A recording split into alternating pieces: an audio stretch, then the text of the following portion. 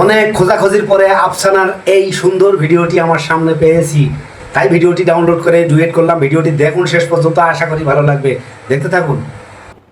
এই নাও তো ফোনটা রিসিভ করে বলো যে আমি বাসায় না, আমি একটু বাইরে গেছি। কে ফোন দিছে? আরে পাশে পাশের ভাবি, ধরো। তুমি রিসিভ করে কথা বলো। যেটা বলছি সেটা করো তো, আমার তার সাথে কথা বলতে ইচ্ছে করতেছে না, ধরো।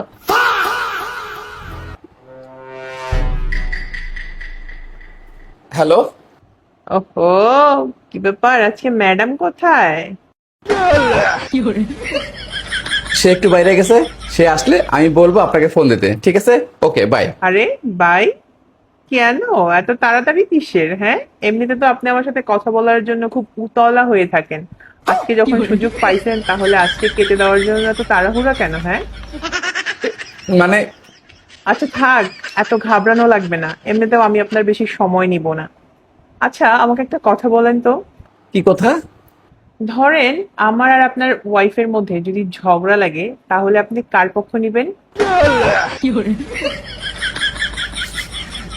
আমি খুব ভালো করে জানি আপনারা দুজন খুব ভালো বন্ধু, আপনারা কখনো ঝগড়া করতেই পারেন না। আরে তারপরও ধরেন যে আমাদের ঝগড়া লেগে গেছে, এখন আপনি কার পক্ষ নিবেন? আমি এটা বিশ্বাসই করতে পারি না, কারণ আপনি খুব বুদ্ধিমতী মেয়ে, আপনি ঝগড়া করতেই পারেন না। আচ্ছা তাহলে ধরেন যে ঝগড়া আপনার বউ শুরু করলো, তখন কি হবে? তখন আপনি কার পক্ষ নিবেন? শোনেন, আমার বউ যথেষ্ট ম্যাচিউর, সে আপনার সাথে কখনোই ঝগড়া করতে পারে না। আচ্ছা তাহলে ধরেন যে ঝগড়াটা আমিই শুরু করলাম, তখন আপনি কার পক্ষ নিবেন? মানে আপনারা ঝগড়া করেই ছাড়বেন? হ্যাঁ।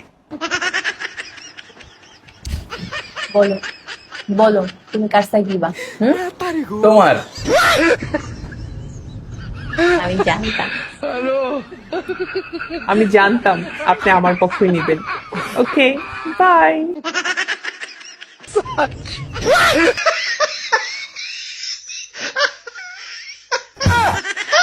बच गया साला। ভিডিওটি কেমন লাগলো অবশ্যই কমেন্ট বক্সে লিখবেন।